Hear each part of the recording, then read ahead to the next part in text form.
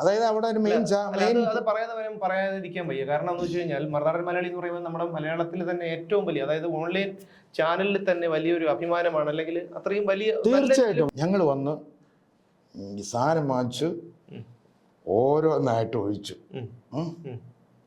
ശ്രദ്ധിച്ചല്ലോ, ഓരോന്നായിട്ട് ഒഴിച്ച് ഒറ്റ പിടി പിടിച്ച് കഴിഞ്ഞുടനെ തട്ടുകയാണ് ഡോറിൽ.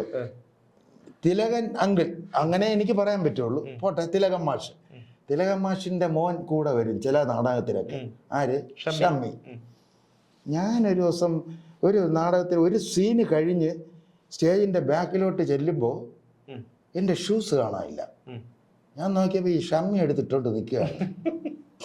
ഞാൻ പറഞ്ഞു, ഷമ്മി എൻ്റെ ഷൂസാണെങ്കിൽ ഇങ്ങ് ഊരിയോട് പോടാ. നമസ്കാരം. നമ്മുടെ പതിവ് ചർച്ച ഇന്നും മുടക്കിയിട്ടില്ല. കാരണം ഒരാൾ ഇന്ന് വന്നിട്ടില്ല. പക്ഷേ മറ്റൊരാളെ ചർച്ചയ്ക്കായി ഞാൻ ക്ഷണിച്ചു വരുത്തിയിട്ടുണ്ട്. വളരെ വിശിഷ്ടനായ ഒരു വ്യക്തിയാണ് അദ്ദേഹം. നമ്മുടെ DNA ന്യൂസിൽ വെള്ളരിക്കാപട്ടണം എന്ന് പറയുന്ന ഒരു പ്രോഗ്രാം പലപ്പോഴും ചെയ്യുന്ന ഒരാളാണ്. ആഴ്ചയിൽ 3 തവണ എന്നൊക്കെ പറഞ്ഞിരുന്ന് സാലറി വാങ്ങിക്കാറുണ്ട്. പക്ഷെ ചെയ്യുന്നത് വല്ലപ്പോഴും. ഇന്ന് രാവിലെ വന്ന് ചെയ്യാമെന്ന് പറഞ്ഞിരുന്നു. ഇതുവരെ ഒന്നും നടന്നിട്ടില്ല ഇതുവരെ. ഇനി പിന്നെ നാളത്തേക്ക് മാറ്റി വെച്ചിരിക്കുകയാണ്. പിന്നെ ഞങ്ങളുടെ ക്യാമറാമാനാണ്. നിങ്ങൾ കാണുന്ന പല എന്നല്ല എല്ലാ ഇന്റർവ്യൂസും അത്രയും വളരെ ഭംഗിയായിട്ട് എടുക്കുന്നത് ഇദ്ദേഹമാണ്. പേര് ജയൻ ശിവൻസ്.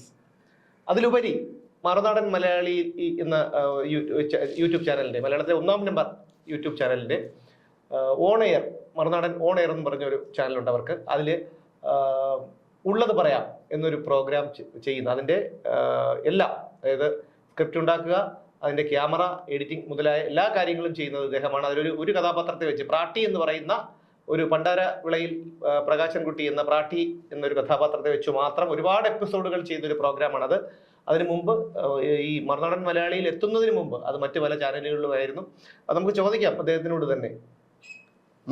അപ്പൊ ഞാൻ പറഞ്ഞു തരുന്നതിൽ തെറ്റുണ്ടോ?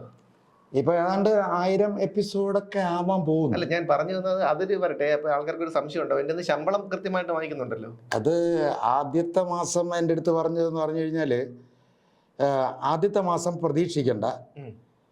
അപ്പൊ ഞാൻ വിചാരിച്ചു 2-ാമത്തെ മാസം കിട്ടും. അപ്പോൾ വ്യക്തമായിട്ട് ഓർമ്മയുണ്ടല്ലോ, 2-ാമത്തെ മാസം ഒട്ടും പ്രതീക്ഷിക്കണ്ട. പിന്നെ 3-ാമത്തെ മാസം എങ്ങനെയാണ്? പ്രതീക്ഷിക്കേ വേണ്ട. അപ്പൊ ഇപ്പൊ നമ്മൾ 4 മാസം ആയല്ലേ. ഇതുവരെ 5 മാസമായി. പ്രത്യേകിച്ച് എനിക്ക് അങ്ങനെ ഒരു സംഭവം കിട്ടിയിട്ടില്ല. അല്ല, അത് ഈ പറയുന്ന ജോലി വന്നിവിടെ വെറുതെ ആരെല്ലാം അങ്ങോട്ടും ഇങ്ങോട്ടും പോകുന്നുണ്ട്. അപ്പൊ അവർക്ക് ഞാൻ ശമ്പളം കൊടുക്കേണ്ടോ? ഞാൻ ജോലി ചെയ്യുന്നുണ്ടോ ഇല്ലെന്ന് DNA ന്യൂസ് നോക്കിക്കഴിഞ്ഞാൽ പ്രേക്ഷകർ അറിയാം. ക്യാമറ ജയൻ ശിവൻസ്. അപ്പൊ ഞാൻ പിന്നെ ജോലി ചെയ്യാതെയാണ് ഇവിടെ വന്നിരിക്കുന്നത്. ഈ ആഴ്ച എത്ര വെള്ളരിക്കപട്ടണം ചെയ്തു? ഈ ആഴ്ച ഒരു പറ്റിയില്ല. വെള്ളരിക്കപട്ടണം ചെയ്യാൻ വേണ്ടി എല്ലാം സെറ്റപ്പാക്കി വരുമ്പോഴത്തേക്കാണ്, ചേട്ടാ നമുക്ക് അവിടെ ഒരു ഇന്റർവ്യൂ ഉണ്ട്, പോണം. ഞാൻ പറയും, എനിക്ക് പിന്നെ വേറൊരാളിനെ കൊണ്ടുപോകും. ഇല്ല, ഞാൻ തന്നെ പോകണം. അപ്പൊ എന്നെ കൊണ്ടുപോകുന്നതിന്റെ ഉദ്ദേശം വേറെ ഒരു രഹസ്യം കൂടെ ഉണ്ട്. എന്തെങ്കിലുമൊക്കെ വല്ലതൊക്കെ പറഞ്ഞ് ചിരിച്ചു പോവാം എന്നുള്ളൊരു. അത് ശരിയാണ്, അല്ലേ? ശരിയല്ലേ?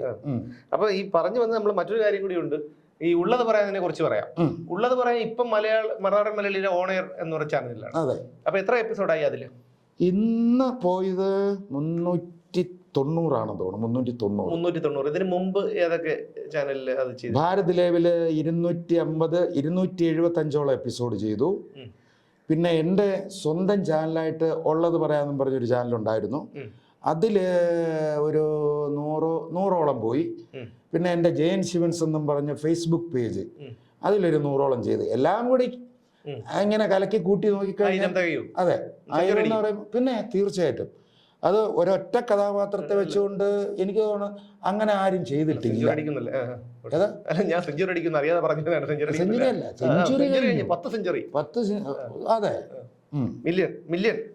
അതെ, അതെ. ഓക്കെ. അപ്പൊ പിന്നെ എന്താ പറയാൻ വന്നത്, നിങ്ങളുടെ കൂട്ടുകാരുണ്ട് ഒരു പ്രാട്ടി സുനിൽ വിക്രം എന്ന് പറയുന്നത് വീഡിയോഗ്രാഫറാണ്. ഞാനും പിന്നെ പുള്ളിയും ഒരു ടൈമിലല്ല, എൻ്റെയൊക്കെ വളരെ ജൂനിയറായിട്ട് വീഡിയോഗ്രാഫറായി വന്നു. അങ്ങനെ പരിചയപ്പെട്ടു. വളരെ കാലത്തിന് ശേഷം ഞാൻ ഈ ഉള്ളത് പറയാമെന്ന് പറഞ്ഞ ഈ പ്രോഗ്രാമിലോട്ട് വരണത് ശാന്തിഗിരി ന്യൂസിൽ ഞാൻ 2 വർഷം ഉണ്ടായിരുന്നു. അപ്പോൾ ആ സമയത്ത് ഒരു ന്യൂസിൻ്റെ ഇതിൽ വേണ്ടി ഞാനിങ്ങനെ പോകുമ്പോൾ ഈ കരിക്കകം അവിടെ ഒരു ചായ കുടിക്കാൻ വേണ്ടി ഇറങ്ങിയപ്പോൾ കരിക്കകം കമലാസനന്മാൻ്റെ അതേ സ്ലാങ്ങിൽ ഉള്ള ഒരാൾ ഇങ്ങനെ വർത്താനം പറയുന്നു. അത് കണ്ടവർക്കറിയാം. അത് എനിക്കിപ്പോൾ അത് പറയാൻ അറിഞ്ഞൂടാ. ഞാൻ നോക്കിയപ്പോൾ നല്ല തിരുവനന്തപുരം ശൈലിയിലുള്ളൊരു സാധനം. ഞാൻ ഇതിനെ ഈ വോയിസ് റെക്കോർഡ് ചെയ്തിട്ട് ഞാൻ റൂമിൽ കൊണ്ടുവന്ന് ഇങ്ങനെ ഒന്ന് പഠിച്ചിട്ട് ഒന്ന് രണ്ട് ആളുകളെയൊക്കെ നോക്കിയിട്ട് കിട്ടിയില്ല. അവസാനം ഞാൻ എന്ത് ചെയ്തു, ഞാൻ തന്നെ അതിൻ്റെ സസ്പെൻസ് വേണ്ട, കളയണ്ട.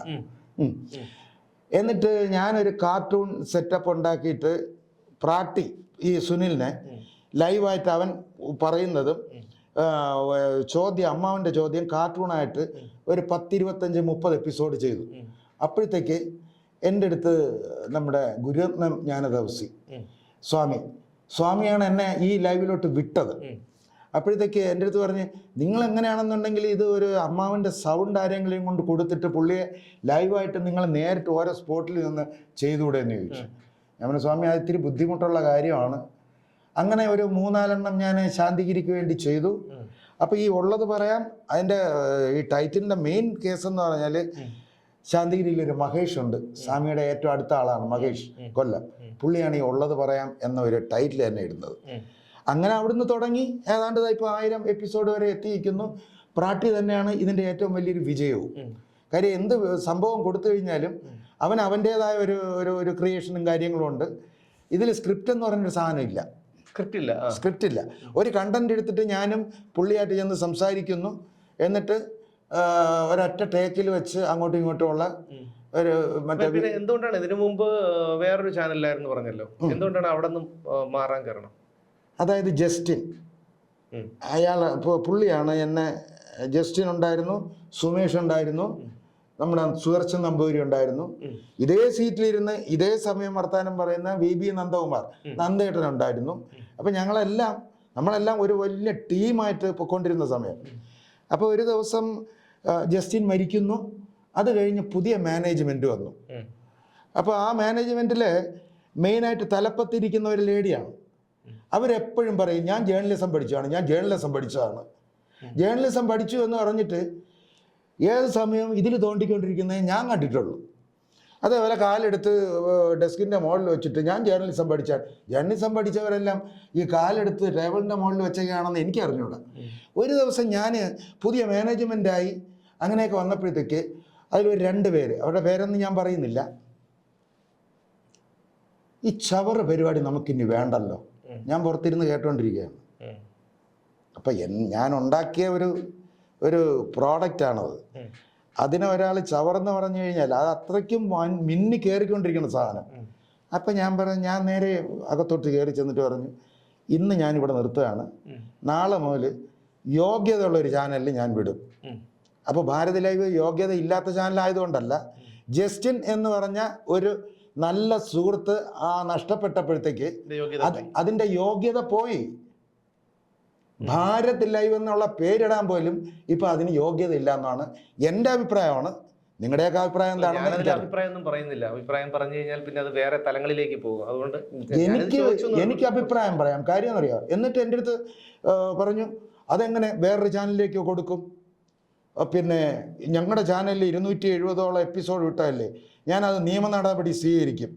അപ്പം ഞാൻ പറഞ്ഞ വാക്ക് എനിക്കിപ്പോൾ ഇവിടെ പറയാൻ പറ്റൂല.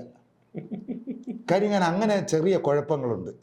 സൗമ്യനാണ്, സരസനാണ് എന്നൊക്കെയാണ് നാട്ടുകാരുടെ ഇടയിൽ ഒരു കാഴ്ചപ്പാടെങ്കിലും റൂട്ട് മാറി വരുമ്പോഴത്തേക്ക് ഞാൻ വേറൊരു ജയനായിട്ട് മാറും. അങ്ങനെ ഒരു ഡയലോഗ് ഞാൻ അവിടെ പറഞ്ഞു. അത് നമുക്ക് രഹസ്യ സംഭാഷണത്തിൽ നമുക്ക് പറയാം. ഇതാണ് ഈ മറുനാളിൽ ചെന്നു. ഞാൻ സാറിൻ്റെ അടുത്ത് പറഞ്ഞു, സാറേ ഞാൻ 1 വർഷത്തെ എഗ്രിമെൻ്റ് ഉണ്ടായിരുന്നു, അത് കഴിഞ്ഞു. എഗ്രിമെൻ്റ് കഴിഞ്ഞു. അപ്പോൾ പിന്നെ ഇങ്ങനെ സാറിൻ്റെ ചാനലിൽ എനിക്ക് ചെയ്യണമെന്ന് ആഗ്രഹമുണ്ട്.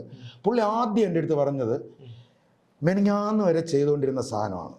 എത്രയും പെട്ടെന്ന് പുള്ളി മരിച്ചൊരു സംഭവം, അതോടനുബന്ധിച്ച് പെട്ടെന്ന് നമ്മുടെ ചാനലിലോട്ട് ഈ പ്രോഗ്രാം കൊണ്ടുവരിക എന്ന് പറഞ്ഞു കഴിഞ്ഞാൽ നമ്മൾ കാണിക്കുന്ന ഒരു നല്ലൊരു കാര്യമല്ല എന്ന് എൻ്റെ അടുത്ത് പറഞ്ഞു. ഞാൻ സാറേ, എൻ്റെ എഗ്രിമെൻ്റ് അവിടെ കഴിഞ്ഞു, എനിക്ക് ഇത് അത്രയ്ക്ക് ബുദ്ധിമുട്ടി ഞാൻ ഉണ്ടാക്കിയെടുത്തൊരു സംഭവമാണ്, എനിക്ക് യോഗ്യമായ ഒരു ചാനലിൽ കാണിക്കണം, അതുകൊണ്ടാണ് സാറിൻ്റെ അടുത്ത്. എത്ര വേണം? ഒരു എപ്പിസോഡിന് എത്ര വേണം? ഞാൻ പറഞ്ഞു അതൊന്നും ഞാൻ പറയുന്നില്ല. അങ്ങനെയാണെങ്കിൽ 1 മാസം മറുനാടൻ സ്പെഷ്യൽ ആ ചാനലിൽ നമുക്കിടാം. എന്തു പറയുന്നു? മഞ്ജു എന്ന് പറഞ്ഞ ഒരു കുട്ടിയുണ്ടായിരുന്നു. മഞ്ജു ഇങ്ങനെ വരിക. അപ്പോൾ അങ്ങനെ സോബിനെ വിളിച്ചു, എനിക്ക് പരിചയപ്പെടുത്തി തരുന്നു. അടുത്ത ദിവസം മുതൽ സ്റ്റാർട്ട് ചെയ്ത് ഷാജൻ സാറ് ഒളിവിലായിരുന്ന സമയത്ത് പോലും ഈ മറുനാടൻ്റെ പല ആളുകളും ഭയപ്പെട്ട് അവിടുന്ന് മാറി നിന്നൊരു സമയം ഉണ്ടായിരുന്നു. ഓടിപ്പോയി. അതായത് അവിടെ ഒരു പറയാതിരിക്കാൻ വയ്യ. കാരണം എന്ന് വെച്ച് കഴിഞ്ഞാൽ മറുനാടൻ മലയാളി എന്ന് പറയുമ്പോൾ നമ്മുടെ മലയാളത്തിൽ തന്നെ ഏറ്റവും വലിയ, അതായത് ഓൺലൈൻ ചാനലിൽ തന്നെ വലിയൊരു അഭിമാനമാണ്, അല്ലെങ്കിൽ അത്രയും വലിയ തീർച്ചയായിട്ടും ഒരു മാറ്റവും ഇല്ല ഒരു ചാനലാണ്. പക്ഷെ അവിടെയൊക്കെ ആ ചാനലിന്റെ പേരിൽ 4 പേര് അറിയാൻ തുടങ്ങിയവരൊക്കെ പിന്നീട് ആ ചാനലിലൊരു പ്രതിസന്ധി വന്നപ്പോൾ അവിടെ നിന്ന് ഓടിപ്പോവുക, അവരെ ഭീഷണി, എനിക്ക് നഷ്ടപരിഹാരം വേണമെന്ന് പറയുക, അതൊക്കെ നമുക്കത് ചിന്തിക്കാൻ പോലും കഴിയാത്ത കാര്യങ്ങൾ. അതായത് എനിക്ക് അവിടുത്തെ അറ്റ്മോസ്ഫിയർ അറിയാം. ഒരു കുടുംബം പോലെ ആ ഒരു ഓഫീസ് കഴിഞ്ഞപ്പോൾ അതിൻ്റെ മെയിൻ ആളിന് ഒരു ചെറിയൊരു പാളിച്ച വന്നു. പിന്നെ പാളിച്ച പുള്ളിക്ക് വന്ന പാളിച്ചയല്ല, ഒരാൾ പാളിച്ച ഉണ്ടാക്കിയത്. അറിയാലോ, പുള്ളി സത്യസന്ധമായിട്ട് തുറന്നു പറയുന്ന കൂട്ടത്തിലാണ്. അപ്പോഴത്തേക്ക് പുള്ളിക്ക് തൽക്കാലം മാറി നിൽക്കേണ്ട ഒരു അവസരം വന്നപ്പോൾ ആ ഒരു അവസരം മുതലാക്കിക്കൊണ്ട് ഭയപ്പെട്ടുകൊണ്ടാണോ അതോ എന്താണെന്ന് അറിയില്ല, ആരെങ്കിലും പ്രേരണ ആണോ എന്നറിയില്ല, ഒരു 4-5 പേര് അവിടെ നിന്ന് എസ്കേപ്പായി. ആ സമയത്തും മറ്റതൊക്കെ സ്റ്റുഡിയോക്കകത്തിരുന്ന് ചെയ്യുന്ന സാധനമാണ്. ആ സമയത്തും ഞാനും ഈ പ്രകാശം കുട്ടി, പ്രാട്ടി, സുനിൽ വിക്രം കട്ടയ്ക്ക് പച്ചയായിട്ട് ഓപ്പണായിട്ട് നിന്ന് ഞങ്ങൾ ഒരു ദിവസം പോലും മുടക്കിയിട്ടില്ല. സോബിൻ എൻ്റെ അടുത്ത് ഒരു ദിവസം പറഞ്ഞു, ചേട്ടാ ഇപ്പം എന്നും തുടർന്ന് പോണോ? ഞാൻ പറഞ്ഞു ഞങ്ങൾക്ക് ഭയമില്ല, നിങ്ങൾക്ക് ഭയം ഉണ്ടെന്നുണ്ടെങ്കിൽ നമുക്ക് വേണ്ട. ഇല്ല ചേട്ടാ പൊക്കോ. അങ്ങനെയാണ്. ഇന്നും ഞാനിപ്പോൾ എഡിറ്റ് ചെയ്ത് ഇന്ന് ഞായറാഴ്ച ആയതുകൊണ്ട് വേറെ പ്രോഗ്രാം ഇല്ല. അപ്പോൾ നേരത്തെ വിട്ടു, ആ സാധനം പിന്നെ അപ്പ് ചെയ്തു. അതെല്ലാം കഴിഞ്ഞിട്ടാണ് ഞാനിപ്പോൾ ഇവിടെ വന്നിരിക്കുന്നത്. അല്ല, ഇതിനിടയ്ക്ക് വിട്ടുപോയ മറ്റൊരു കാര്യമുണ്ട്. നമ്മുടെ ശാന്തിഗിരിയെ കുറിച്ച് പറഞ്ഞു. അപ്പം സ്വാമി ഗുരുരത്നം ജ്ഞാനതപസ്യാണ് നമ്മുടെ ഈ DNA ന്യൂസും ഉദ്ഘാടനം ചെയ്തത്. തീർച്ചയായിട്ടും. പിന്നെ അപ്പം ഗുരുരത്നം ജ്ഞാനതപസ്യയും ചേട്ടനും തമ്മിൽ വളരെ നല്ല ബന്ധത്തിലാണല്ലോ എന്ന് കേട്ടിട്ടുണ്ട്. തീർച്ചയായിട്ടും. എങ്ങനെയാണ് അദ്ദേഹത്തിനെ കുറിച്ച്? അതായത് എന്നെ കൊണ്ട് അവിടെ ആക്കുന്നത് എൻ്റെ ചേട്ടനാണ്. അപ്പോൾ സ്വാമിയായിട്ട് അപ്പോൾ നമ്മൾ ആ ഒരു ബഹുമാനവും ബാക്കി കാര്യങ്ങളും, ആ ബഹുമാനത്തിന് ഇന്നും ഒരു അല്പം പോലും വ്യത്യാസം വന്നിട്ടില്ല. അപ്പം ഞാൻ എന്തെങ്കിലുമൊക്കെ പറയുമ്പോൾ ഈ തമാശ രൂപേണയൊക്കെ പറയും. അപ്പോൾ സ്വാമി എൻ്റെ അടുത്ത് പറഞ്ഞു, നിങ്ങളിങ്ങനെ ഈ ചുമ്മാ ഇങ്ങനെയാണ് പറഞ്ഞത്, ഈ ചളുവളവളവള എന്ന് പറഞ്ഞ് ഈ പുറത്ത് കിടന്ന് പറയുന്ന സാധനം നമുക്കൊരു പ്രോഗ്രാമായിട്ട് ചെയ്തുകൂടെ? ഞാൻ സ്വാമി അതിന് 2 ആർട്ടിസ്റ്റ് വേണം, ഒരു ഭാര്യയും ഭർത്താവും വേണം. അങ്ങനെ ഞാൻ എന്താണ് പേര് ഉരുളക്കുപ്പേരി എന്നും പറഞ്ഞ് പ്ലാൻ ചെയ്തു. 1.5 മിനിറ്റ് 2 മിനിറ്റ്, അതിനപ്പുറം പോണ്ട എന്നാണ് സ്വാമിയുടെ പ്രത്യേക നിർദ്ദേശം. അപ്പോൾ അവിടുത്തെ തന്നെ കുമാറിൻ്റെ വൈഫും അവർ നന്നായിട്ട് അഭിനയിക്കും. അവർ പിന്നെ ആശ്രമ വിശ്വാസികളാണ്. ആശ്രമത്തിൻ്റെ അടുത്ത് തന്നെ വീട്. പിന്നെ നമ്മൾ ഒരിക്കലും ശാന്തിഗിരിയിൽ പോയപ്പോൾ ചോറുണ്ടാൻ പോയപ്പോൾ അവിടെ വെച്ച് കണ്ട അദ്ദേഹത്തിനെ കണ്ട ഒരു വെളുത്ത കുമാർ നമ്മളെ പരിചയപ്പെട്ടു. അപ്പോൾ അവർ വെച്ച് ഞാൻ ഒന്ന് തുടങ്ങിയപ്പോൾ നല്ല റീച്ചായി. ചെന്നാൽ അവരും ഭംഗിയായിട്ട് അവർ ചെയ്യുന്നുണ്ട്. അങ്ങനെ വന്നു. പിന്നെ സ്വാമിയുടെ യാത്രകൾ ട്രിവാൻഡ്രത്തൊക്കെ വരികയാണെങ്കിൽ ക്യാമറ എടുത്തുകൊണ്ട് കയറാൻ പറയും. അങ്ങനെ വരും. പിന്നെ സ്വാമിയായിട്ട് ഉള്ള സംഭവം എന്ന് പറഞ്ഞു കഴിഞ്ഞപ്പോൾ സ്വാമി അപ്പോൾ കോവിഡ് സമയമാണ്. സ്വാമി എൻ്റെ അടുത്ത് പറഞ്ഞു, ഇങ്ങനെയല്ല, നമുക്കൊരു ക്യാമറാമാനെ കൂടെ വേണമല്ലോ. സ്വാമി, അത് ഞാൻ പറയാൻ വേണ്ടി ഇരുന്നതാണ്. ഒരു ക്യാമറാമാൻ എൻ്റെ അടുത്ത് പറഞ്ഞു, അങ്ങനെയാണെങ്കിൽ വരാൻ പറ. അപ്പോൾ പുള്ളി എൻ്റെ അടുത്ത് ചോദിച്ചു, എത്ര രൂപ ശമ്പളം കൊടുക്കുമെന്നാണ് ചോദിച്ചത്. അപ്പോൾ എന്ത് പറഞ്ഞു? ഞാൻ പറഞ്ഞു, സ്വാമി ഞാൻ ഇവിടുത്തെ അവസ്ഥ ആ രീതിയിൽ അങ്ങ് പറഞ്ഞു. സ്വാമി എൻ്റെ അടുത്ത് കാണിക്കണ ആ രീതിയിൽ ഞാനതങ്ങ് പറഞ്ഞു. അതാണ്. എന്ത് പറഞ്ഞെന്ന് പറഞ്ഞു. ഞാൻ പറഞ്ഞു, പിന്നെ സ്വാമി വന്നപ്പോൾ എൻ്റെ അടുത്ത് പറഞ്ഞ കാര്യം തന്നെ ഞാൻ പുള്ളിയുടെ അടുത്ത് പറഞ്ഞു. എന്താണ്? ആദ്യത്തെ മാസം ഒന്നും പ്രതീക്ഷിക്കേണ്ടെന്ന് ഞാൻ എൻ്റെ അടുത്ത് പറഞ്ഞു. അപ്പോൾ അളിയാ അങ്ങനെ. അപ്പോൾ രണ്ടാമത്തെ മാസം ഒട്ടും പ്രതീക്ഷിക്കണ്ട. മൂന്നാമത്തെ മാസം ഒന്നിച്ച് കിട്ടുമായിരിക്കും. പിന്നെ ഇതങ്ങ് ശീലമായിക്കോളും. എന്ന് പറഞ്ഞു. ഈ സംഭവം നമ്മുടെ ഓഫീസിലും ഈ ആശ്രമത്തിൻ്റെ പരിസരത്തുള്ള വേണ്ടപ്പെട്ട ആളുകളെല്ലാം ഈ സംഭവങ്ങളെല്ലാം അറിഞ്ഞു. സ്വാമി തന്നെ പല വേദികളിൽ എന്നെ ഈ സംഭവം പറയിപ്പിച്ചിട്ടുണ്ട്. ഏതെങ്കിലും സ്ഥലത്ത് ചെല്ലുമ്പോൾ ഞാൻ കാറിലിരിക്കും, സ്വാമി അവിടെ അകത്ത് കയറി പോകുമല്ലോ. അപ്പോൾ ആ വീട്ടിലെ സെക്യൂരിറ്റി ആരെങ്കിലും വന്നിട്ട് എൻ്റെ അടുത്ത് പറയും, പിന്നെ എന്തെങ്കിലും മെയിൻ കാര്യത്തിനായിരിക്കും സ്വാമി വരുന്നത്. സ്വാമി വിളിക്കണമെന്ന് പറയും. വിളിക്കുമ്പോൾ ചിലപ്പോൾ വേണ്ടപ്പെട്ട VIP-കളായിരിക്കും.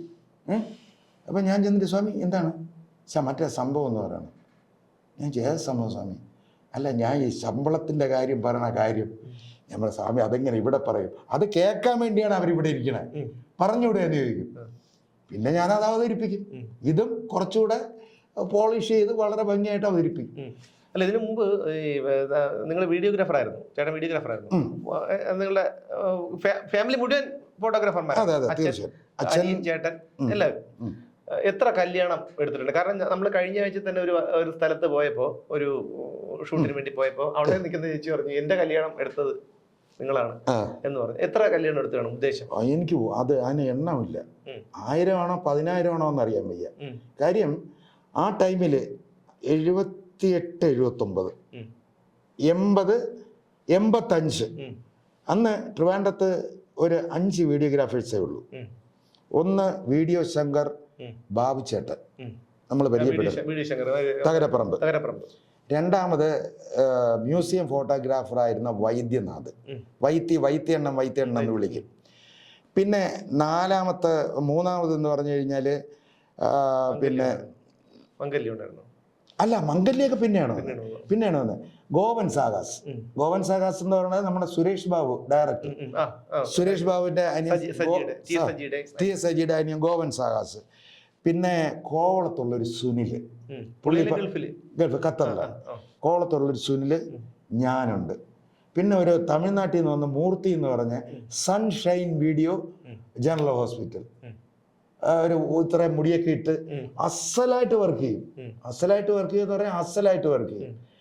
അതേ അയാളുടെ കാര്യം പറയുമ്പോഴത്തേക്ക് ഒരു ചെറിയ കാര്യം കൂടെ അത് പറയാനല്ല, പുള്ളിക്കായിരുന്നു ഞങ്ങൾ ആദ്യം വർക്ക് കൊടുത്തോണ്ടിരുന്നത്. എന്ന് വെച്ചാൽ ഓരോ ഫ്രെയിമൊക്കെ എന്ന് പറഞ്ഞാൽ അന്നത്തെ ഭയങ്കര സംഭവമാണ്. കാട്ടാക്കട ആർക്കേൻ ഹാളുണ്ട്, അവിടെ ഒരു വലിയ കല്യാണം. അന്ന് വലിയ കല്യാണങ്ങളിൽ മാത്രമേ വീഡിയോ എടുക്കുകയുള്ളൂ. അന്ന് സ്റ്റുഡിയോ വന്ന് കാറിലാണ് നമ്മളെ കൊണ്ടുപോകണം. ഇന്ന് വരണമെങ്കിൽ വന്നാൽ മതി എന്നുള്ള രീതിയിലാണ്. അപ്പോൾ പുള്ളി അവിടെ ചെന്ന് വീഡിയോ എടുക്കുന്നു. തിരിച്ചിവിടെ കൊണ്ടുവന്നപ്പോൾ ബ്ലാക്ക് ആൻഡ് വൈറ്റ് ആണ്. സ്വിച്ച് മാറിപ്പോയി. അതിൽ കളർ സ്വിച്ച് കൊണ്ട് ബ്ലാക്ക് ആൻഡ് വൈറ്റ് സ്വിച്ച് ഇല്ല. അറിയാതെ എങ്ങനെയോ ബ്ലാക്ക് ആൻഡ് വൈറ്റിലായി. ഇവരുടെ അടുത്ത് എങ്ങനെ പറയും? അപ്പോൾ പാർട്ടി വരെയാണ്. അപ്പോൾ ഞാൻ പറഞ്ഞപ്പോൾ അച്ഛൻ ഇരിപ്പുണ്ട്, ഞാനും ഇരിപ്പുണ്ട്. അപ്പം ഞാൻ പറഞ്ഞു, അച്ഛാ മറ്റേ കക്ഷി വരെയാണ്, എങ്ങനെ പറയും? നീ ചുമ്മാ ഇരുന്നാൽ മതി. അപ്പം അയാൾ കാസറ്റ് കൊണ്ടുപോയിട്ട് VHS കാസറ്റ് തിരിച്ചു കൊണ്ടുവരാണ്. അച്ഛാ കലിപ്പാണ്, നീ ചുമ്മാ ഇരുന്നാൽ മതി, എല്ലാ ചേറ്റ്. ആ സാറേ ഇരിക്കണം. എന്തോന്ന് ശിവണ്ണ കാണിച്ചത്? ഞാൻ ഒന്നും കാണിച്ചില്ലല്ലോ. ഇത് ബ്ലാക്ക് ആൻഡ് വൈറ്റ് ആയിപ്പോയി. ഏത് ഇത് എടുത്ത കല്യാണം ബ്ലാക്ക് ആൻഡ് വൈറ്റ് ആയിപ്പോയി. Black and white. നിങ്ങൾ കളർ വേണമെന്ന് പറഞ്ഞ എന്തോന്ന് സുഗുണ ഈ പറയണത്? എന്തോന്ന് സുഗുണ പറയണത്? കളർ എന്ന് പറഞ്ഞാൽ 10-20,000 രൂപയാവില്ലേ? നിന്റെ സാമ്പത്തിക ശേഷിയിൽ നീ അത്യാവശ്യം ഇന്നത്തെ കണ്ടീഷനിൽ വീഡിയോ എടുത്ത് ഞാൻ നിന്നെ ഈ 20,000 രൂപ ഒന്ന് നിന്നെ ഞാൻ ബുദ്ധിമുട്ടിക്കണത് ശരിയാണ്. അതുകൊണ്ട് ഞാൻ ബ്ലാക്ക് ആൻഡ് വൈറ്റിൽ എടുത്താൽ മതി എന്ന് പറഞ്ഞു. അതല്ലേ 10 രൂപയിൽ തീർന്നത്. അങ്ങനെയാണ് 2 കോപ്പി കൂടെ അതിന്റെ അത് അങ്ങനെ 6 പേരിൽ നിന്നാണ് ഇത്രയും ആളുകൾ ഇവിടെ വ്യാപിച്ച് ഇങ്ങനെ നിൽക്കുന്നത്. അല്ല, ഇതിനിടയ്ക്ക് വേറെ ഒരു കാര്യം ചോദിക്കാൻ വന്നിരുന്നു. നമ്മുടെ ഒരു അമേരിക്കൻ ജോലിയുള്ള ഒരു പയ്യന്റെ കല്യാണവുമായിട്ട് ബന്ധപ്പെട്ട് നിങ്ങൾ നമ്മുടെ ഇവിടെ പോയത്, ഗുരുവായൂർ പോയത്, അതിനെ കുറിച്ചും കൂടെ പറയാം. അയ്യോ, അതൊരു വല്ലാത്ത, ഞാൻ കേട്ടിട്ടുണ്ട്, പലതവണ കേട്ടു, പുള്ളു പറയരുത്. അല്ല, സത്യമാണ്. വിപിൻ എന്നെ ഇത് ചില ഈ രാഷ്ട്രീയക്കാർ പറയും പോലെയാണ്. എപ്പോൾ സ്റ്റേജിൽ കയറിയായിരുന്നാലും എൻ്റെ ഓർമ്മ ശരിയാണെങ്കിൽ എന്ന് പറഞ്ഞു കഴിഞ്ഞാൽ ഈ ഓർമ്മയില്ലാത്തവനെയൊക്കെ പിടിച്ച് MLA ആക്കണേ എന്തിന്? അതേപോലെ ഞാൻ രഹസ്യമായിട്ട് കടമെടുത്ത് ഞാൻ പറയാണ്, എൻ്റെ ഓർമ്മ ശരിയാണെങ്കിൽ വിപിൻ എന്നാണ് തോന്നുന്നത്. വിപിൻ എന്താണ് സന്തോഷമാണോ? വിപിൻ വിപിൻ വിപിൻ അങ്ങനെ എന്തോ ആണ്. അപ്പോൾ ഒരു പരിചയമില്ല. എൻ്റെ ചേട്ടൻ്റെ കെയർ ഓഫിൽ ആ പരിചയത്തിൽ വർക്ക് കിട്ടിയ ഉള്ളൂർ ആ പ്രശാന്ത് നഗറിൽ പോകുന്ന വഴിക്ക്. അപ്പോൾ നേരെ ചെല്ലുന്നു. വന്നോടനെ ചേട്ടാ എന്ന് പറഞ്ഞൊക്കെ വന്ന് ഇരുന്നു. ഇതെല്ലാം കഴിഞ്ഞിട്ട് തുടങ്ങാം എന്ന് പറഞ്ഞു. അവൻ എപ്പോഴും ഫോട്ടോ എടുത്തോണ്ടിരിക്കും. കല്യാണത്തിന്റെ തലേ ദിവസം ചെല്ലും. പയ്യൻ്റെ വീട്ടിൽ തലേ ദിവസം പോകണ്ട, എന്നാൽ സാരി കൊണ്ടു കൊടുക്കുന്നൊരു ചടങ്ങുണ്ട്. ഈ ഈഴമാസത്തിന് അങ്ങനെ ഒരു ഇതുണ്ടല്ലോ. അപ്പോൾ അത് ചിറയൻകീഴ് വർക്കല റെയിൽവേ സ്റ്റേഷൻ നിന്ന് കഴിഞ്ഞാൽ ആ പെൺകുട്ടിയുടെ വീട് കാണാം. അപ്പോൾ ഞങ്ങൾ അവിടെ നിന്ന് ചെല്ലുന്നു, സാരിയൊക്കെ കൊടുക്കുന്നു. അപ്പോൾ ഇവന് ചുമ്മാ ഫോട്ടോ എടുക്കണം. അന്നത്തെ സമയത്ത് ഫോട്ടോ കൂടുതൽ എടുത്തു കഴിഞ്ഞാൽ നമ്മുടെ മീറ്റർ അടിച്ചുകൊണ്ടിരിക്കും. അല്ല, അന്ന് ഫിലിമാണ്. അത് മാത്രമല്ല, ഒരു ഫോട്ടോയ്ക്ക് ഇത്ര രൂപയെന്നാണല്ലോ. അങ്ങനെ അപ്പോൾ നല്ല ഇൻട്രസ്റ്റ് ആണ്. വീഡിയോയ്ക്ക് ഒരൊറ്റ ഫിക്സഡ് റേറ്റേ ഉള്ളൂ. തിരിച്ച് ഗുരുവായൂർ ചെല്ലുന്നു. ഗുരുവായൂർ ചെന്നിട്ടും ഇവന് ഭയങ്കര ഫോട്ടോ എടുപ്പും കാര്യങ്ങളും. കല്യാണം ഗുരുവായൂർ വെച്ചാണ്. നേരെ ഗുരുവായൂർ ചെന്ന് നമ്മൾ അവരെ കൂടെ തന്നെയാണ് ഞങ്ങളെ താമസിപ്പിച്ചത്. ഇതെല്ലാം കഴിഞ്ഞിട്ട് സമയമായി. കുറച്ച് ആയപ്പം ആനക്കൊട്ടിൽ കാണാൻ പോകണം. എന്നെയും വിളിച്ചുകൊണ്ട് നേരെ ആനക്കൊട്ടിൻ്റെ അവിടെ പോയി അവിടെ ആനേരെ അവിടെ നിന്ന് എടുക്കുന്നു, നിന്ന് പുറത്ത് കയറുന്നു. അങ്ങനത്തെ വേണ്ടപ്പെട്ട കാര്യങ്ങൾ. അപ്പോഴത്തേക്ക് ഇവിടുന്ന് ആള് വിട്ടു വരുന്നത് എങ്ങനെയെങ്കിലും അവർ നമ്മളെയാണ് കുറ്റം പറയുന്നത്, ഞങ്ങളാണ് കൊണ്ടുവരുന്നത്. തിരിച്ചത് കഴിഞ്ഞ് ഇവിടെ വന്നിട്ട് ഈ ഇവർക്ക് വിരുന്ന് പോകുന്ന ഒരു സംഭവം ഉണ്ടല്ലോ, അതെടുക്കണമെന്ന് പറഞ്ഞാൽ അതിന് പോയി. ഇതെല്ലാം കഴിഞ്ഞിട്ട് പറഞ്ഞു, ചേട്ടാ ഞങ്ങൾ അമേരിക്കയിലാണ്. ഭാര്യ കല്യാണം കഴിഞ്ഞ് രണ്ടുപേരായിട്ട് അമേരിക്ക പോകുന്നു. തിരിച്ച് ഇവിടെ 1 മാസം കഴിഞ്ഞ് വരുമ്പോൾ ഞങ്ങൾക്കൊരു ഹണിമൂൺ ട്രിപ്പുണ്ട്. ഇപ്പം ഞങ്ങൾക്ക് ഓണത്തിൻ്റെ ഒരു സെലിബ്രേഷൻ നടക്കുകയാണ്. എല്ലാ ഓണത്തിനും ഞങ്ങൾ അവിടുത്തെ സാക്കിമാർക്ക് സദ്യ ഉണ്ടാക്കി കൊടുക്കുന്നു. അങ്ങനെ പുള്ളി ഇവിടുന്ന് പോയി തിരിച്ചു വരുമ്പോഴത്തേക്ക് നമുക്ക് പല സ്ഥലങ്ങളും പോകണമെന്നൊക്കെ പറഞ്ഞു. എന്തിനു പറയുന്നു, ഒരു ദിവസം ഞാൻ അറിയുന്നു ഈ പയ്യൻ അത് കഴിഞ്ഞൊരു 1 മാസം ആയി, അത്രയേ ഉള്ളൂ. കല്യാണം കഴിഞ്ഞ് 1 മാസം മരിച്ചു പോയെന്ന് അറിയുന്നു. ഞാൻ അവിടെ ചെല്ലുമ്പോഴത്തേക്ക് ഞാൻ ആ ഒരൊറ്റ 2-3 ദിവസം കൊണ്ട് തന്നെ ഞാൻ ആ ഫാമിലിയിലെ ഒരു അംഗം പോലെ ആയിപ്പോയി. അപ്പം ഞാൻ ചെല്ലുമ്പോൾ ഈ വിപിൻ്റെ അച്ഛൻ അവിടെ ഇരിക്കുകയാണ്. എന്ത് പറയണം ഏത് പറയണമെന്ന് എനിക്കും അറിയില്ല, പുള്ളിക്കും അറിയില്ല. ഞാൻ ഒരു 2 ദിവസം അന്നൊക്കെ പോയിരുന്നു. ഇതെല്ലാം കഴിഞ്ഞിട്ട് ഒരു ദിവസം ചെന്നു, ഒരു 4 ദിവസം കഴിഞ്ഞപ്പോൾ. അപ്പോഴാണ് എൻ്റെ അടുത്ത് പറയണത്, മോനെ എന്ത് പറയാൻ. ഞാൻ പറയാം, ആൻറ്റി എവിടെയെന്ന് ചോദിച്ചു. അകത്തുണ്ട്, മോനെ അങ്ങോട്ടും എല്ലാം. ഞാൻ ചെന്നപ്പോൾ അവർ കിടക്കുകയാണ് പാവം. എന്നെ കണ്ടോടനെ കയ്യൊക്കെ പിടിച്ച് ഭയങ്കര കരച്ചിലും. സംഭവം എന്ന് പറഞ്ഞാൽ ഫുഡ് പോയ്സൺ എന്നാണ് പറയുന്നത്. ഈ ഫുഡ് പോയ്സണിൽ കൂടെ കഴിച്ചവർക്ക് ആർക്കും ഒരു പ്രശ്നമില്ല, പുള്ളിക്ക് മാത്രം. അങ്ങനെ ഒരു ഉദ്ദേശം അതൊരു 20-15 വർഷത്തിന് മേലുണ്ടാവും. അത് ദുഃഖകരമായിട്ടുള്ള ഒരു സംഭവം, രസകരമായിട്ടുള്ള പല അനുഭവം. അല്ല, അതിന് തലേ ദിവസം നിങ്ങൾ അവിടെ ഗുരുവായൂർ പോയപ്പോ ഒരു സെലിബ്രേഷൻ ഉണ്ടായിരുന്നല്ലോ. അപ്പൊ പുള്ളിയുടെ അച്ഛൻ വന്ന് നിങ്ങളെ കമ്പനി കൂടിയ കാര്യങ്ങള് അങ്ങനല്ല. അത് കാര്യം എന്ന് പറഞ്ഞു കഴിഞ്ഞാല് അന്നത്തെ ആ പ്രായത്തിന്റെ രീതിയിൽ അപ്പോൾ അവൻ തന്നെ വന്ന് എൻ്റെ അടുത്ത് ചോദിച്ചു, ചേട്ടാ കഴിക്കുമെന്ന് ചോദിച്ചു. അങ്ങനെ പ്രത്യേകിച്ച് കഴിക്കൂല, 2 എണ്ണേ കഴിക്കുള്ളൂ മാക്സിമം. 2 പൈൻറ്റ്, മനസ്സിലായില്ലേ, അത്രേ കഴിക്കുള്ളൂ എന്ന് പറഞ്ഞു. അപ്പോൾ പുള്ളി എന്നെ അല്ല സത്യം അങ്ങനെയല്ല, ഞാൻ കഴിക്കൂല എന്ന് പറഞ്ഞു. കാര്യം അവരുടെ കൂടെ പോകുമ്പോൾ നമുക്ക് പറ്റൂലല്ലോ. അപ്പോഴത്തേക്ക് ഞങ്ങൾ എന്ത് ചെയ്തു, ഞാനുണ്ട്, എൻ്റെ അനിയനുണ്ട്, എൻ്റെ 2 ലൈറ്റ് ബോയ്സ് ഉണ്ട്, 4 പേര്. അപ്പോൾ ഗുരുവായൂർ അപ്പം എവിടെ നോക്കിയിരുന്നാലും മറ്റു ഐറ്റങ്ങളാണ്, ബാറുകളാണ്. അപ്പോൾ ഞങ്ങൾ വന്ന് ഈ സാധനം വാങ്ങിച്ചു, ഓരോന്നായിട്ട് ഒഴിച്ചു. ശ്രദ്ധിച്ചല്ലോ, ഓരോന്നായിട്ട് ഒഴിച്ച് ഒറ്റ പിടി പിടിച്ച് കഴിഞ്ഞൊന്നെ തട്ട് കേൾക്കുകയാണ് ഡോറിൽ. പയ്യൻ്റെ അച്ഛൻ നമ്മളെ ഇങ്ങനെ പോലെ ഇരിക്കും. നമ്മളെ ഞാൻ പറഞ്ഞുതരാം, മറന്നു. മുട്ടി നേരെ വന്നിട്ട് നമ്മളെല്ലാവരും 4 പേരെ ഇങ്ങനെ നോക്കുകയാണ്. ഞങ്ങൾ ആകപ്പാടെ വിഷമിച്ചിരിക്കുകയാണ്.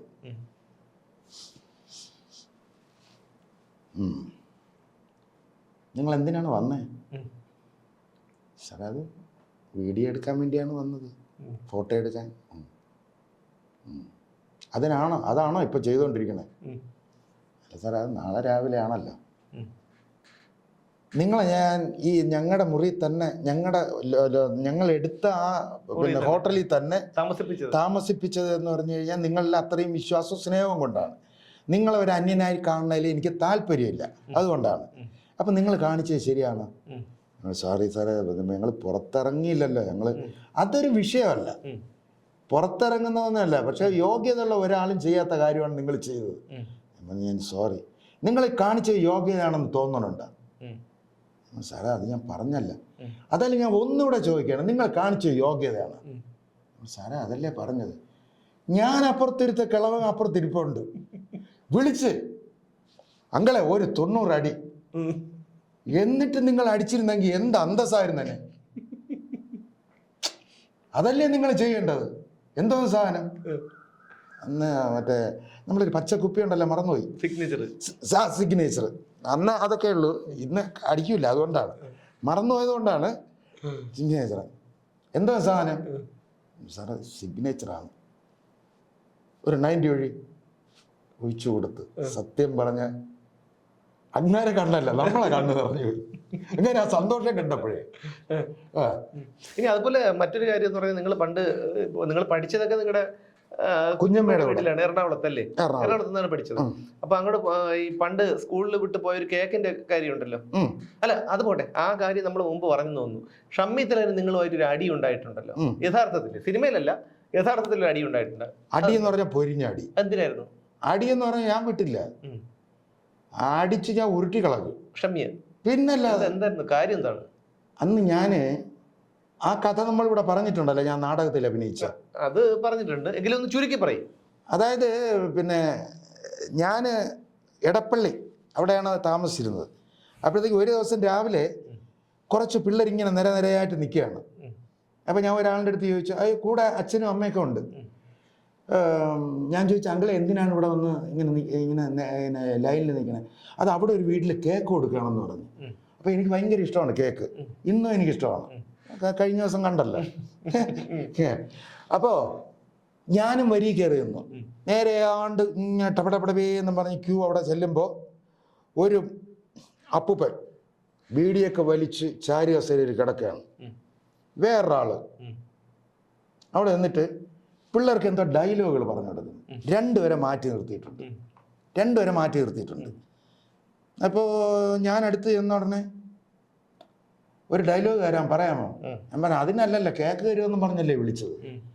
അങ്ങനെ ഇവിടെ ആരും പറഞ്ഞില്ല, ഞങ്ങളൊരു പുതിയ നാടകം എടുക്കുകയാണ്, അതിലൊരു ബാലനടനെ തിരഞ്ഞെടുക്കുകയാണ്, താല്പര്യമുണ്ടോ?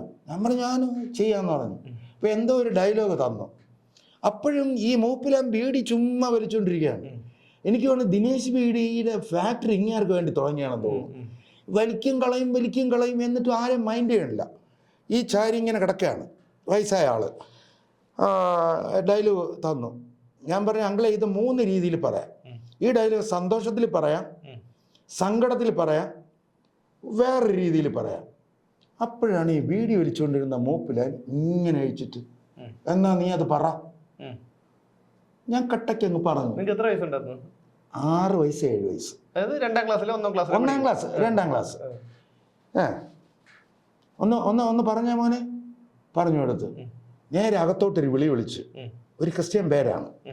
വിളിച്ചപ്പോൾ സുന്ദരിയായ ഒരു ആൻറ്റി, അന്ന് നമ്മൾ മാമി എന്ന് പറയും, ഇപ്പോഴല്ലേ ആൻറ്റി അത് അവരെല്ലാം. മാമി ഒന്ന് നല്ല സുന്ദരിയായിട്ട് മോനകത്തുകൊണ്ട് ഒരു കേക്ക് കൊടുക്കാൻ പറഞ്ഞു. നേരെ അകത്തുകൊണ്ടുവന്ന് കേക്ക് കൊടുത്തു. ഇതെല്ലാം കഴിഞ്ഞ് എൻ്റെ അടുത്ത് പറഞ്ഞു, നാളെ അച്ഛനെ വിളിച്ചുകൊണ്ട് വരണം. ഞാൻ പറഞ്ഞു, അച്ഛൻ ഇവിടെ ഇല്ല, കൊച്ചച്ഛനാണുള്ളത്. അപ്പോൾ എങ്ങനെയാ കൊച്ചിനെ വിളിച്ചോണ്ടോ? അത് ഞാൻ പറഞ്ഞു, വീട്ടിലാരെങ്കിലും വന്ന് പറയണമെന്ന് പറഞ്ഞു. അപ്പോൾ നേരെ ഇത് ഞാനിങ്ങനെ വീട്ടിൽ ഞാൻ പറഞ്ഞില്ല. വൈകിട്ട് ഈ ട്രൂപ്പിൽ നിന്ന് തന്നെ ഒരാൾ വീട്ടിൽ വന്നപ്പോൾ കൊച്ചിൻ്റെ അടുത്ത് പറഞ്ഞു, മോനെ നമ്മുടെ ഈ സീസണിലെ നാടകത്തിലേക്ക് ബാലനടനായിട്ട് എടുത്തൊക്കെയാണെന്ന് പറഞ്ഞു. കൊച്ചിച്ചൻ്റെ ശ്വാസം അങ്ങ് പോയി, ശ്വാസമില്ല. നമ്മളെല്ലാം പേടിച്ചു. ഇപ്പൊ കുഞ്ഞമ്മ വന്ന് ഇങ്ങനെയൊക്കെ തട്ടിയപ്പോൾ ശ്വാസം വിട്ടു. സംഭവം എന്താണ്? ഈ നാടകത്തിൻ്റെ ആ ചാരിക്കിടന്ന മനുഷ്യനാരാണ്? PJ ആന്റണി. 1975 നിർമാല്യം സിനിമയിൽ ഭാരത് അവാർഡ് കിട്ടിയ മനുഷ്യനാണ് ഈ ചാരിക്കിടന്ന് വീഡിയോ വലിച്ചുകൊണ്ടിരുന്ന കക്ഷി. അടുത്ത് എനിക്ക് ഡയലോഗ് പറഞ്ഞു തന്ന ആരാണ്? തിലകൻ. അവരവിടെ 3 വർഷം സോഷ്യലിസം, 3 പെണ്ണുങ്ങളും കുറെ നാട്ടുകാരും, ഇങ്ങനെ 2 നാടകത്തിൽ 3 വർഷം അഭിനയിച്ചു. ഈ അടുത്ത സമയം അന്ന് അങ്കിൾ എന്നാണ് വിളിച്ചുകൊണ്ടിരുന്നത്, അത് ഞാൻ മാറ്റിയില്ല. ആരെ? തിലകൻ അങ്കിൾ. അപ്പൊ ഈ അടിയുടെ കാര്യമാണ്. അടിയുടെ കാര്യത്തിലേക്ക് വരാം, നമുക്ക് അതുകൂടെ പറഞ്ഞ് അവസാനിപ്പിക്കും, കാരണം ആൾക്കാരെ ബോറടിപ്പിക്കണ്ട. അതെ, 1.5 മണിക്കൂറായി. ശരിയാണ്. അവസാനം അവര് തന്നെ പറയും. അപ്പൊ അന്ന് ഈ എനിക്ക് അന്നത്തെ കാലത്ത് 75 ആലോചിക്കണം. 75 ഒരു നാടകത്തിന് 50 രൂപ, ഒരു നാടകത്തിന് 30 രൂപ വരും. അപ്പൊ അതൊക്കെ പുതിയ ഷൂസ്. അന്ന് 50 രൂപ കൊടുത്തു കഴിഞ്ഞാൽ കിടില ഷൂസ് കിട്ടൂല്ലേ? അതൊക്കെയാണ്. കൊച്ചിനും കുഞ്ഞമ്മയ്ക്കും പൈസ ഒന്നും വേണ്ടല്ലോ, എന്നാൽ അവരെ കയ്യിൽ തന്നെ കൊണ്ടു കൊടുക്കും. ഞായറാഴ്ച അവരുടെ അടുത്ത് കൂടെ പോകുമ്പോൾ ഒരു വേണ്ടാകും. ഞാന് നാടകം അപ്പോ തിലകൻ അങ്കിൾ, അങ്ങനെ എനിക്ക് പറയാൻ പറ്റുള്ളൂ. പോട്ടെ, തിലകൻ മാഷിന്റെ മോൻ കൂടെ വരും ചില നാടകത്തിലൊക്കെ. ആര്? ഷമ്മി. ഞാനൊരു ദിവസം ഒരു നാടകത്തിൽ ഒരു സീന് കഴിഞ്ഞ് സ്റ്റേജിന്റെ ബാക്കിലോട്ട് ചെല്ലുമ്പോൾ എൻ്റെ ഷൂസ് കാണാനില്ല. ഞാൻ നോക്കിയപ്പോൾ ഈ ഷമ്മി എടുത്തിട്ടോട്ട് നിൽക്കുകയാണ്. ഞാൻ പറഞ്ഞു, ഷമ്മി എൻ്റെ ഷൂസാണെങ്കിൽ ഇങ്ങ് ഊരിയിട് പോടാ. ഇന്നത്തെ അതേ സ്വഭാവം തന്നെ കേട്ടോ. ഏത് സിനിമയിൽ കാണുമ്പോൾ സ്വഭാവം, യഥാർത്ഥ സ്വഭാവം അങ്ങനെയല്ല. പോടാ പോടാന്ന്, ഷൂസ് ഇറങ്ങിട്ട്. അന്ന് പിന്നെ മറ്റേ ഭാഷയാണല്ലോ. ഏതാ? എടാ ഷൂസിങ് ഇറങ്ങിട്ട് ആ ഒരു ലെവലില്. തന്നില്ലെങ്കിൽ നീ എന്ത് ചെയ്യും? നീ തന്നിട്ടേ പോവുള്ളൂ. ഇവിടെ ക്ലൈമാക്സ് സീൻ കിടക്കുകയാണ്. പി ജെ ആന്റണിയും തിലകനും തമ്മിലുള്ള ക്ലൈമാക്സ് നാടകത്തിന്റെ. ഞാനും ഷമ്മിയും അവിടെ പൊരിഞ്ഞാടി. ക്ലൈമാക്സിന്റെ മ്യൂസിക് ഉള്ളതുകൊണ്ട് ഈ അടി പുറത്തറിയണില്ല. അടി എന്ന് പറഞ്ഞാൽ നെരിച്ചാടി. ആടി കഴിഞ്ഞപ്പോഴാണ് ഇവർ വന്ന് എന്നെ പിടിച്ചു മാറ്റി ഷൂസൊക്കെ എനിക്ക് തിരിച്ചു തന്നു. അതെല്ലാം കഴിഞ്ഞ് കാലങ്ങളെല്ലാം കഴിഞ്ഞു. സജിയുടെ ഒരു സീരിയല്, ടി എസ് സജിയുടെ ഒരു സീരിയല് പിന്നെ നമ്മുടെ പൂജപ്പുര മൈതാനത്ത് നടക്കുന്നു. മൈതാനത്ത് സരസ്വതി മണ്ഡപത്തിൽ അന്ന് പിന്നെ ക്യാമറ ചെയ്യുന്ന ഗോപൻ സാഗാസ് ഞാനും അത്രയ്ക്ക് സുഹൃത്തുക്കളാണ്. അപ്പം മിക്കവാറും വൈകിട്ട് ഞാൻ അവനെ പോയി കാണും, അല്ലെങ്കിൽ അവൻ എന്നെ വന്ന് കാണും. ഞാൻ അവിടെ ചെല്ലുമ്പം ഷമ്മി നിൽക്കുകയാണ്. ഈ കഥ ഞാൻ ഈ ഗോവൻ്റെ അടുത്ത് പറഞ്ഞിട്ടുണ്ട്, ഗോവൻ്റെ അടുത്തോ സജിയുടെ അടുത്തോ പറഞ്ഞിട്ടുണ്ട്. സജി ഇങ്ങനെ ഷമ്മിയുടെ അടുത്ത് പറഞ്ഞപ്പം ഷമ്മിക്ക് സംഭവം ഇത് ഓർമ്മയില്ല. അങ്ങനെ കണ്ടു, പിരിഞ്ഞു, അങ്ങനെ വല്ലപ്പോഴും. പക്ഷെ തിലകൻ മാഷിനെ ഞാൻ 1-2 ഉദ്ഘാടനത്തിനൊക്കെ നമ്മൾ ഒന്നിച്ച് അഭിനയിച്ചാണെന്ന് ഞാൻ ഒരു ദിവസം ഫോൺ ചെയ്തു. ഞാനും നീയായിട്ട് ഒന്നിച്ച് അഭിനയിച്ച, അങ്ങനെയാണെങ്കിൽ എനിക്ക് നിന്നെ ഒന്ന് കാണണമല്ലോ. ഞാൻ പറഞ്ഞു എവിടെയാണ്? ഞാൻ അവിടെ ഒന്ന് കാണാം. അത് PR സ്കോട്ട് ഉണ്ടല്ലോ നമ്മുടെ മ്യൂസിക് കോളേജിന്റെ താഴെ ഇറങ്ങുമ്പോൾ, PR സ്കോട്ട് അവിടെ ആയിരുന്നു. ഞാൻ ചെന്ന് കണ്ട് ഭയങ്കര സ്നേഹവും കാര്യങ്ങളുമായിരുന്നു. അങ്ങനെ ഒരു ദിവസം ഞാൻ പറഞ്ഞു, പിന്നെ എനിക്ക് ഒരു ഉദ്ഘാടനമുണ്ട്, വരണം, നീ ഡേറ്റ് പറഞ്ഞാൽ മതി. അത്രയ്ക്ക് ഒരു വലിയ സൗഹൃദവും കാര്യങ്ങളുമായി. ഇടയ്ക്ക് അങ്ങോട്ടും ഇങ്ങോട്ടും ഫോൺ ചെയ്യുമായിരുന്നു. പിന്നെ പെട്ടെന്ന് പുള്ളി അങ്ങ് പോയി. നമുക്ക് ആ ഒരു സൗഹൃദവും അതൊക്കെ നഷ്ടപ്പെട്ടു. അപ്പൊ എന്തായാലും നിങ്ങളിന്ന് ഒരുപാട് ബോറടിപ്പിച്ചു. കാരണം ഇത് തുടങ്ങി കഴിഞ്ഞാൽ നമുക്ക് നിർത്താൻ പറ്റില്ല, ആ രീതിയിലുള്ള കഥകളുണ്ട്. പക്ഷെ ഇപ്പൊ ഇതെല്ലാം പറഞ്ഞ കറക്റ്റാണ്. കാരണം ഇത് ഞാൻ പലപ്പോഴും കേട്ടിട്ടുള്ളതാണ്. അപ്പൊ ഈ കേട്ടിട്ടുള്ള കാര്യങ്ങളാണ് ഇപ്പൊ വീണ്ടും പറഞ്ഞത്. ചിലപ്പോൾ മാറിപ്പോകും, കള്ളം പറയണമെങ്കിൽ മാറിപ്പോവല്ലോ. ഇപ്പൊ കള്ളം എന്ന് പറഞ്ഞില്ല, കറക്റ്റ് കാര്യങ്ങളാണ് പറഞ്ഞിട്ടുള്ളത്. കറക്റ്റ് കാര്യങ്ങളാണ് പറഞ്ഞത്. പിന്നെ ഇങ്ങനെ ഒരു പിന്നെ ക്യാമറയുടെ പുറകിലായിരുന്നു ഞാൻ നിന്നിരുന്നത്. ഈ ക്യാമറയുടെ പിന്നില് ഒരു ചെറിയ കാര്യം കൂടെ ഒന്ന്. അപ്പൊ എന്നെ ക്യാമറയുടെ മുമ്പിൽ കൊണ്ടുവന്നത് സ്വാമി ഗുരുരത്നം ജ്ഞാനതപസ്യാണ്. കാര്യം എന്ന് പറഞ്ഞു കഴിഞ്ഞാൽ കോവിഡ് സമയത്ത് ഞാൻ ട്രിവാൻഡ്രത്ത് എന്നെ പോസ്റ്റ് ചെയ്തു, ഇവിടുത്തെ സിറ്റി ന്യൂസുകളെല്ലാം കവർ ചെയ്യാൻ. അപ്പോൾ സിന്ധു എന്ന് പറഞ്ഞൊരു പിന്നെ ന്യൂസ് റീഡറെ കൊണ്ടാണ് അന്നൊന്ന് വൈകുന്നേരം എടുക്കുന്നത്. അവിടുത്തെ ഷൂട്ട് ചെയ്തിട്ട് നേരെ മെയിൽ ചെയ്ത് കൊടുക്കുമ്പോൾ അവിടെ എഡിറ്റ് ചെയ്തിട്ട് വൈകിട്ട് 7 മണിക്ക് ആ ന്യൂസ് വിടും. ഒരു ദിവസം സിന്ധു ഇല്ല. വിഷ്വലൊക്കെ ഞാൻ എടുത്തിട്ടുണ്ട്. ഞാൻ സ്വാമിയെ വിളിച്ചോളൂ, സ്വാമി ഇന്ന് ന്യൂസ് വായിക്കാൻ ആളില്ല. ആര് പറഞ്ഞ ആളില്ല എന്ന്? ആര് പറഞ്ഞു? ഞാൻ പറയണു സിന്ധു ഇല്ല സ്വാമി. സിന്ധു അല്ല ജയനുണ്ട്. ഞാൻ പറഞ്ഞു അയ്യോ പുള്ളി എവിടെയാണ്, ഞാൻ പോയി വിളിക്കാം.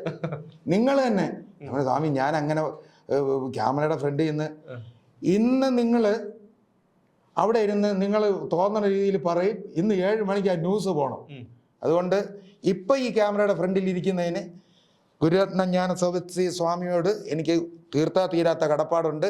അതുമാത്രമല്ല നമ്മൾ ചെന്ന് വിളിച്ചു, നമ്മുടെ ചാനല് ഉദ്ഘാടനം ചെയ്തു, വിളക്ക് കൊളുത്തി ഉദ്ഘാടനം ചെയ്തു. അതിൻ്റെതായ ഒരു ഐശ്വര്യം വച്ചടി മുന്നോട്ട് കയറിക്കൊണ്ടിരിക്കുന്നു.